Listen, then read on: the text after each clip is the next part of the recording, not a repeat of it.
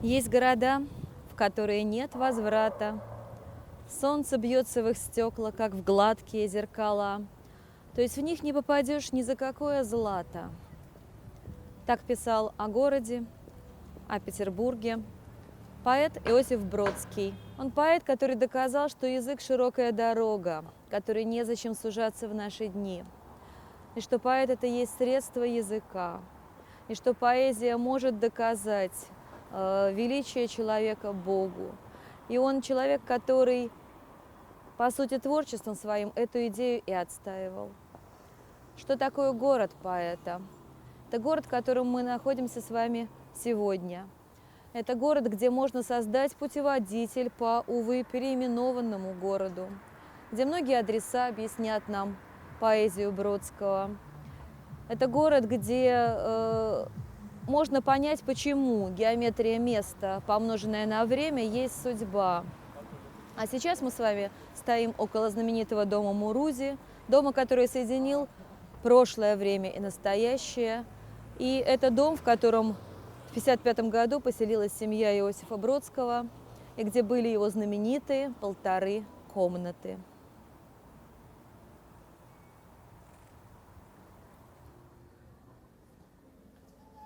И вот мы с вами находимся внутри самого дома Мурузи, а Бродский в 1961 году напишет петербургскую поэму, где напишет об этом доме так.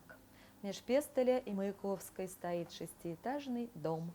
Когда-то юный Мережковский и Гиппиус прожили в нем. 2 года этого столетия теперь на 3-м этаже живет герой, и время вертит свой циферблат в его душе. Что такое дом Мурузи? Это удивительный дом. Он связал, и это важно для того, чтобы понять Бродского, 2 века, 19 и 20, и 2 города, Петербург и Ленинград. Я прохожу сквозь вечный город, дома твердят, река, держись, шумит листва. В громадном хоре я говорю тебе всю жизнь. Так закончит Бродский петербургскую поэму, петербургский роман. И этот самый дом Мурузи на самом деле символизирует, может быть, одну из важных идей поэзии Бродского. Какая-то неразрывная связь времен, которую надо восстановить, вернуть основу вечности, культуры бытия. Наверное, это воплощает и сам дом Мурузи. Построенный в конце XIX века, он поражал всю элиту петербургскую, в том числе литературную элиту. Во-первых, он был огромный, он занимал и стоит по сразу 3 улицам. Это Пестеля, Короленко и Литейный проспект.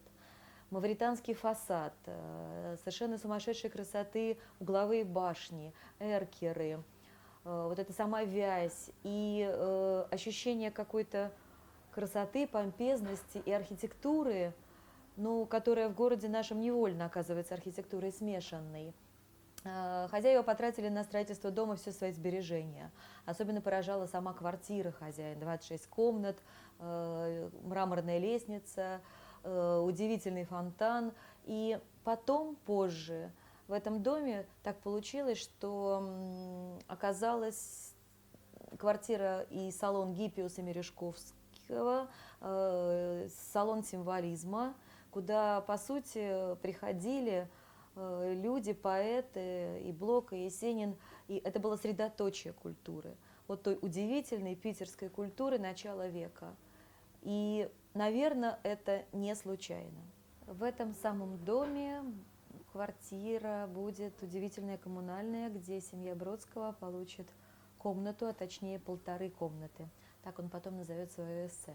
Почему 1,5 комнаты? Как он напишет, у него было отдельное пространство, маленький закуток, куда он входил через разобранную стенку шкафа.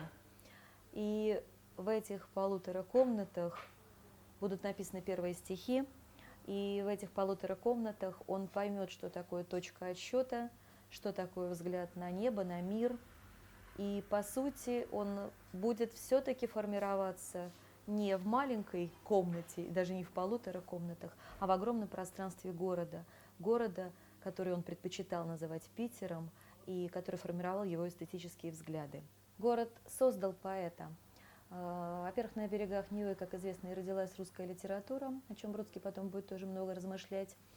И город этот, по сути, сформировал дух свободы, вольности, классических ощущений, я бы сказала, прямой спины, величия духа.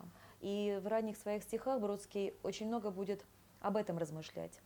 Написав станцы городу, написав другие стихи, он выделит определенную триаду. Город дает отражение тебя, город дает культуру, и город, по сути, воплощен рекой времени.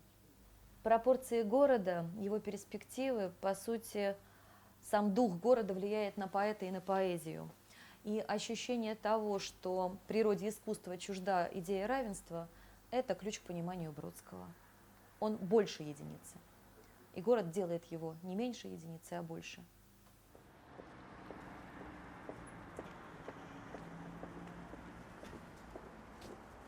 В 1962 году Бродский напишет стихотворение «Станцы городу», которое соединено незримо с другими стихами петербургского цикла.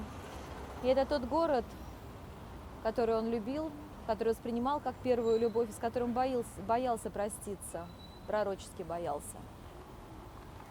«Да не будет дано умереть мне вдали от тебя, в голубиных горах, кривоногому мальчику вторя. Да не будет дано и тебе, облака торопя, в темноте увидать мои слезы и жалкое горе. Пусть меня отпоет хор воды и небес, и гранит пусть обнимет меня, пусть поглотит мой шаг, вспоминая. Пусть меня отпоет, пусть меня, беглеца, осенит белой ночью твоя неподвижная слава земная. Все умолкнет вокруг, только черный буксир закричит посредине реки, иступленно борясь с темнотою. И летящая ночь эту бедную жизнь обручит с красотою твоей и с посмертной моей правотою. Да не будет дано умереть мне вдали от тебя. Так начинает поэт стихотворение и очередной раз пророчествует, потому что будет дано умереть и вдалеке. Но все равно этот город останется стихами, молитвой. В голубиных горах кривоногому мальчику вторя. О ком это? Самое, может быть, непонятное место. Многие считают, что о Лермонтове, который 27 лет погиб в голубиных горах, трагически оборвав свой путь. Бродскому будет дано чуть больше. Когда пишет про облака торопящиеся, про то, чтобы ему не показать свои слезы и жалкое горе перед городом, а это вот эта манера Бродского удивительная. Некоторые обвиняют его в неэмоциональности, но это стойкость, спокойствие, которое дорогого стоит. В третьей строфе он напишет про черный буксир, который исступленно борется с темнотою. Символ очень яркий, образ очень яркий для Бродского, потому что он потом в эссе «Меньше единицы» скажет, что вот этот пыхтящий против течения черный буксир объяснил ему о мире больше, чем Зенон и философия стоицизма.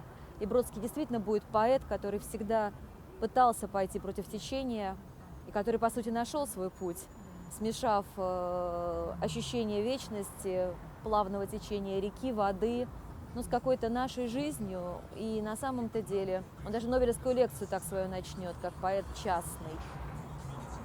Опять как буксир, пыхтящий против воды.